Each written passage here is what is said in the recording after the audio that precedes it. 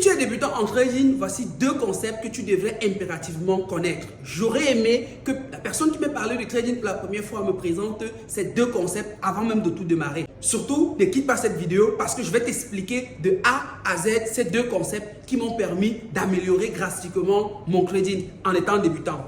Le premier concept que je vais t'expliquer, c'est le concept de BOS. BOS, c'est la signification anglaise de Break of Structure.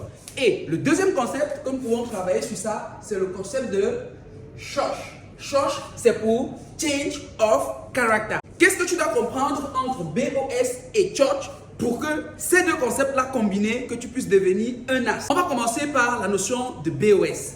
Pour un premier temps, qu'est-ce que tu dois comprendre avant de détecter les BOS sur le marché? Il faut d'abord comprendre la notion de tendance. Pour ce faire, je vais dessiner ici une tendance et cette tendance va nous permettre de comprendre le sens ou le biais directionnel du marché. Pour ce faire, on le trace. Mais je vais rester sur une tendance bullish qui est une tendance haussière. Donc, qu'est-ce qu'il faut faire? On va se dessiner ceci. On va supposer que le marché, il fait comme ça.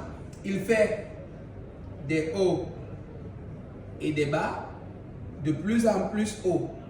Ok, super. Qu'est-ce qu'il faut comprendre ici? Il faut tout simplement comprendre que ici, nous sommes sur un low. Ici, nous sommes sur un high. Ici, nous sommes sur un low. Ici, nous sommes sur un high. Ici, nous sommes sur un low. Et ici, nous sommes sur un high. Ici, nous sommes sur un low. Et ici, nous sommes sur un high. Ici, on voit bien que la tendance, elle est haussière. Si la tendance elle est haussière, alors vous devez comprendre selon la théorie de Dow que nous sommes en train de créer des hauts et des bas de plus en plus hauts. D'accord? Ça veut dire que lorsque je suis en tendance haussière, les hauts doivent toujours être plus hauts et les bas doivent toujours être plus hauts.